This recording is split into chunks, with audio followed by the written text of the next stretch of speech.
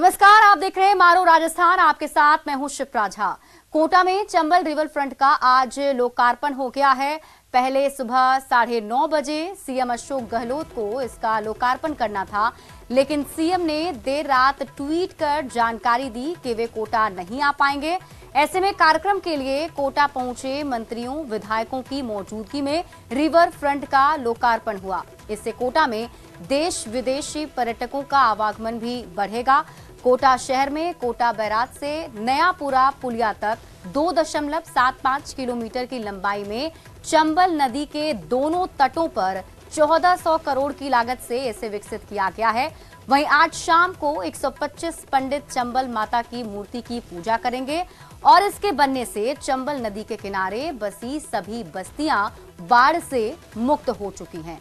River front के दोनों तटों पर 26 घाटों का निर्माण किया गया है, जिनमें चंबल माता घाट, गणेश पोल, मरु घाट, जंतर मंतर घाट, विश्व मैत्री घाट, हाड़ोती घाट और महात्मा गांधी सेतु, इसके साथ ही कनक महल, फव्वारा घाट, रंगमंच घाट, साहित्य घाट, उत्सव घाट शामिल है।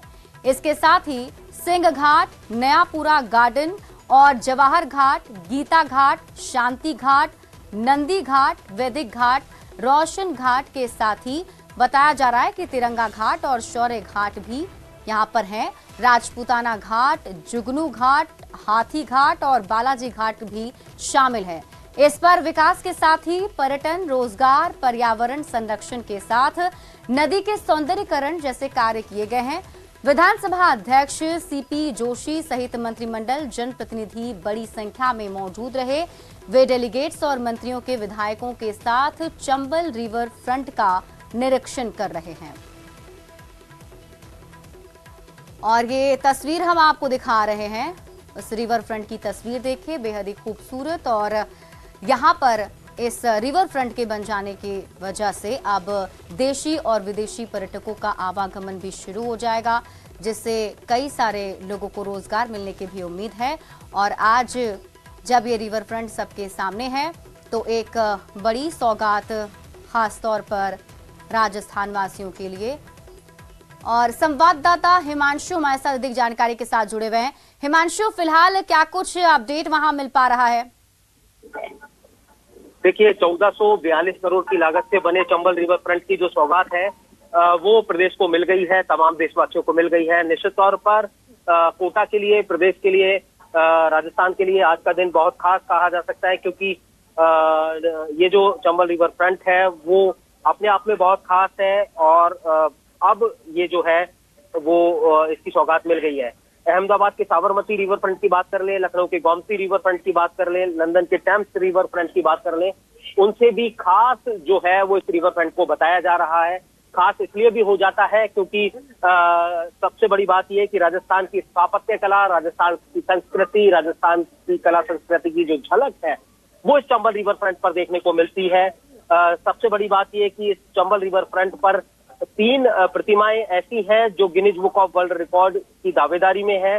चाहे नेहरू के सबसे बड़े फेस मास्क की बात कर लें, दुनिया के सबसे बड़े नंदी की बात कर लें, या फिर चंबल नदी पर बनी चंबल माता की प्रतिमा की बात कर लें, जो 42 मीटर ऊंची है, वियतनाम के मार्बल से बनाई गई है और 1500 पीसेज में इसे लाया गया और इसे यहाँ पर तैयार करवाया गया। 1442 करोड़ की लागत से ये चंबल रिवर फ्रंट चंबल नदी के डाउन स्ट्रीम में बना। पहले मुख्यमंत्री अशोक गहलोत खुद इसका लोकार्पण करने के लिए कोटा आने वाले थे, लेकिन किन्हीं वजह से उनका कार्यक्रम निरस्त हुआ। और ऐसे में यूडीएच मंत्री शांति धारीवाल ने तमाम मंत्रियों के साथ में इस चंबल रिवर फ्रंट का लोकार्पण किया, इसका विजिट किया, बारीकी से इसको देखा। इस दौरान यूडीएच मंत्री शांति धारीवाल के साथ में विधानसभा अध्यक्ष सीपी जोशी और समेत कई जो मंत्री हैं वो मौजूद रहे, जिनमें मंत्री शकुंतला रावत, मंत्री ममता भूपेश, मंत्री प्रसादी लाल मीणा समेत जो कई मंत्री हैं वो इस दौरान मौजूद रहे।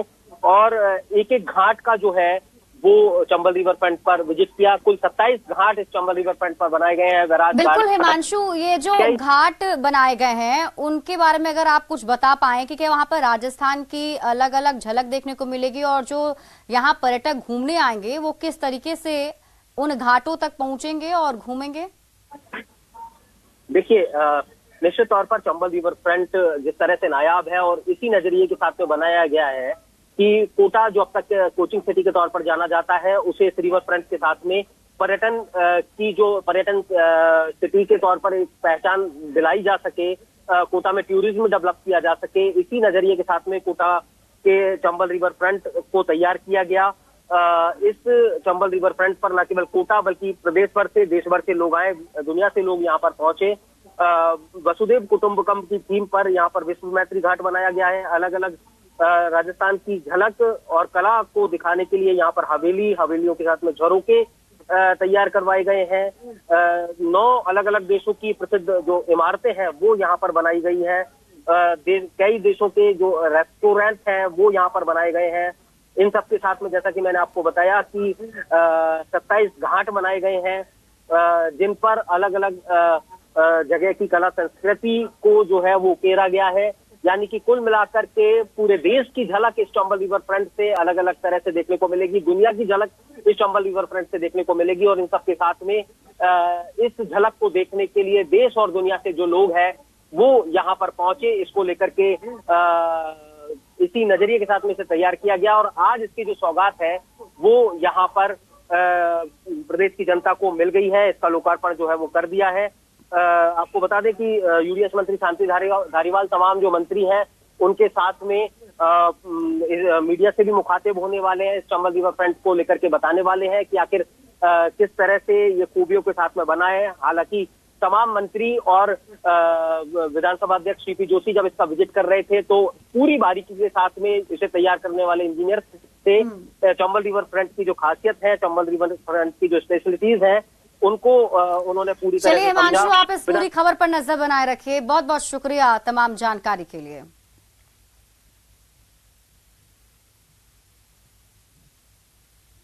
बढ़ते आगे, सनातन के खिलाफ बोलने वालों की आंख निकालने की बात कहने वाले केंद्रीय मंत्री शेखावत का नया बयान सामने आया है।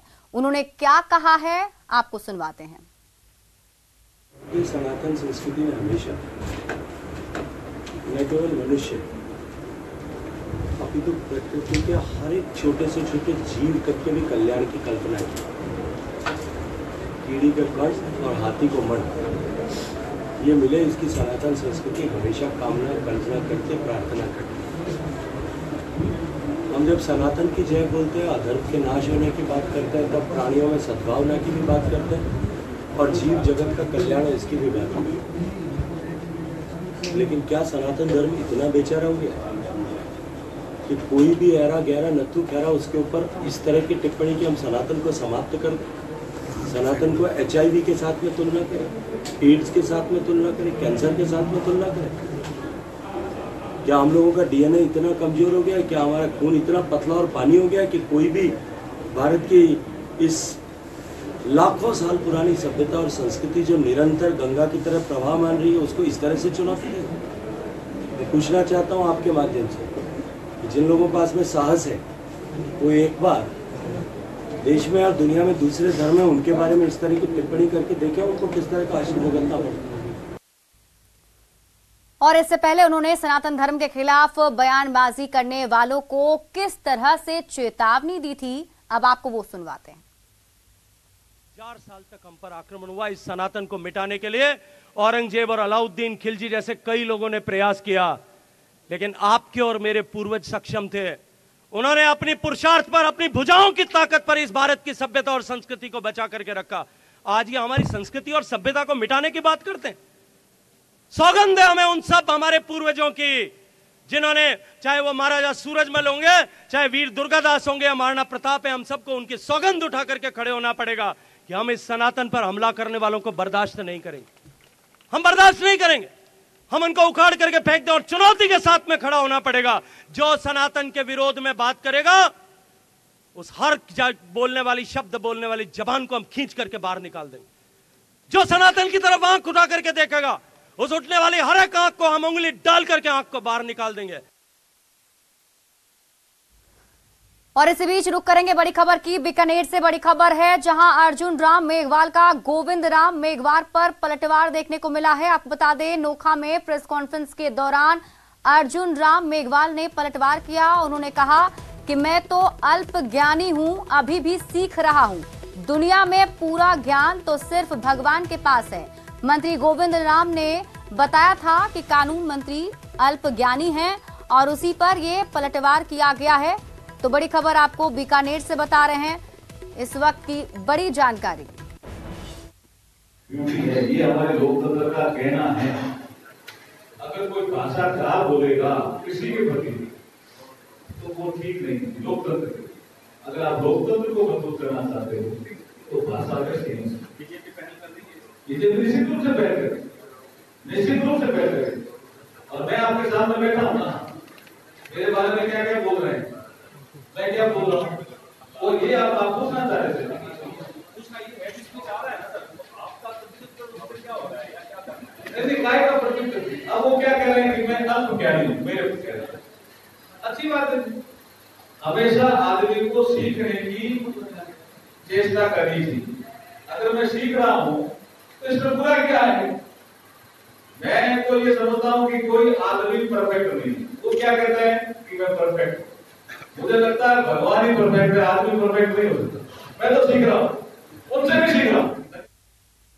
बीजेपी की परिवर्तन संकल्प यात्रा आज टोंक जिले में पहुंची। जयपुर कोटा नेशनल हाईवे पर रथ के जरिए राजस्थान प्रभारी अरुण सिंह, राज्यसभा सांसद किरोड़ी लाल मीणा, अरुण चतुर्वेदी, सुखवीर सिंह और जौनापुरिया समेत बड़ी संख्या में नेता और कार्यकर्ता मौजूद रहे। यहां हाईवे पर बुलडोजर से पुष्प वर्षा कर यात्रा का स्वागत किया गया। यात्रा के रथ में मौजूद अरुण सिंह से बात की है हमारे संवाददाता दौलत पारिक ने। परिवर्तन संकल्प यात्रा टोंक जिले में प्रवेश कर गई है और उस परिवर्तन संकल्प यात्रा के रथ में अभी मैं मौजूद हूँ और मेरे साथ मौजूद है अरुण जी। और अरुण जी से बात करते हैं कि जिस तरह से कांग्रेस लगातार हमलावर है और प्रियंका गांधी यहाँ पर जब आई थी तो उन्होंने कहा कि अहंकारी नेताओं को चुनने से बचना चाहिए, क्या कहेंगे? देखिए, प्रियंका गांधी जी आई तो आज किसी भी जो महिला जो अत्याचार हुआ एक के भी पीड़ित परिवार से मिलने के लिए नहीं गई। सवाई में माधोपुर में आकर के छुट्टियां तो मनाती हैं, लेकिन हरीश जाटव के पीट के हत्या होती है, दलित महिलाओं का गैंगरेप किया जाता है, उनके घर पे एक बार भी नहीं गई है। अभी आई थी क्या गंगापुर में, वहाँ पे नहीं जाना चाहिए था? कहाँ जब महिला का गैंगरेप हुआ, बलात्कार हुआ, केवल 2 ही 3 किलोमीटर पे हुआ था घटना। भीलवाड़ा में जाते थे, भीलवाड़ा में बच्ची को जिंदा दिला दिया जाता है, क्या उसके घर पे नहीं जाना चाहिए था? कांग्रेस अपनी योजनाओं के जरिए लगातार प्रचार कर रही है और रिपीट सरकार करने की बात कर रही है। बीजेपी संकल्प यात्रा के जरिए आज टोंक में प्रवेश किया है। टोंक में 4 सीटें हैं, किस तरह की ये यात्रा रहने वाली है? देखिए, कांग्रेस के मंत्री खुद ही कह रहे हैं कि गहलोत जी ऐसा शासन चल रहा है, इतने कम विधायक आएंगे कि एक फॉर्चूनर में भी बैठ के विधानसभा में नहीं जा पाएंगे। तो यह कांग्रेस के विधायक और कांग्रेस के मंत्री भी जानते हैं कि कांग्रेस की सरकार नहीं आने वाली है, कांग्रेस का सुपड़ा साफ होने वाला है। अब गहलोत जी केवल विज्ञापन के माध्यम से अपना चेहरा चमकाने की कोशिश कर रहे हैं, लेकिन उनके चेहरे पे कितनी कालिक पुती हुई है आप कल्पना करिए। महिलाओं के अत्याचार के, महिलाओं के खिलाफ जो पूरे प्रदेश में जिस प्रकार से हत्या बलात्कार की घटनाएं घट रही है, आम आदमी त्रस्त है। युवाओं की परेशानी जो है वो अभी साफ दिख रही है। गहलोत जी कितना बड़ा जो है यह प्रदेश में हाहाकार की स्थिति सर पे बोझ पे उठाए हुए हैं। कांग्रेस और बीजेपी 2 ही प्रमुख पार्टियां हैं राजस्थान में। 2023 की राजस्थान में बात करें या 24 में केंद्र की बात करें, बीजेपी के पास में मोदी चेहरे के अलावा राजस्थान की बात करें तो वो कौन से मुद्दे हैं जो परिवर्तन यात्रा में हम दिखा रहे हैं? देखिए, मुद्दा में पहला महिला पे अत्याचार, दलितों पे अत्याचार और प्रदेश में जंगल राज। इसके साथ साथ जो भ्रष्टाचार, चारों ओर भ्रष्टाचार है, यह दूसरा मुद्दा है। और तीसरा पेपर लीक, युवा परेशान है, पेपर लीक। और किसानों के खिलाफ जो किसानों का कर्जा माफ भी नहीं किया, किसानों की। बढ़ते आगे, लोकसभा स्पीकर ओम बिरला 1 दिवसीय रुणीचा नगरी रामदेवरा के दौरे पर रहे। स्पीकर के हेलीपैड पहुंचने पर प्रधान भगवंत सिंह तंवर और भाजपा नेता महंत प्रतापपुरी महाराज के नेतृत्व में स्वागत किया गया। स्पीकर ओम बिरला का माहेश्वरी समाज के मौजूद लोगों द्वारा स्वागत कर बाबा रामदेव जी की तस्वीर भेंट की गई। स्पीकर के बाबा रामदेव मंदिर पहुंचने पर गादीपति राव भोम सिंह तंवर ने स्वागत किया। स्पीकर ने बाबा रामदेव समाधि पर पूजा अर्चना कर देश प्रदेश में अमन, चैन, खुशहाली की मंगल कामनाएं भी की। लोकसभा स्पीकर के रामदेवरा दौरे को लेकर मंदिर परिसर में सुरक्षा व्यवस्था चाक चौबंद कर दी गई। स्पीकर ने भक्तों और भाजपा नेताओं से मंदिर परिसर में मुलाकात की। वहीं निःशुल्क भोजनशाला पहुंच भक्तों को खाना भी परोसा। लोकसभा स्पीकर ओम बिरला मीडिया से मुखातिब हुए। और सभी समाजों में आज बाबा रामदेव जी का आशीर्वाद है। मैं भी बाबा रामदेव जी के मंदिर पर दर्शन करने आया हूँ। निश्चित रूप से बाबा रामदेव जी के विचारों, उनके जीवन दर्शन से नई पीढ़ी को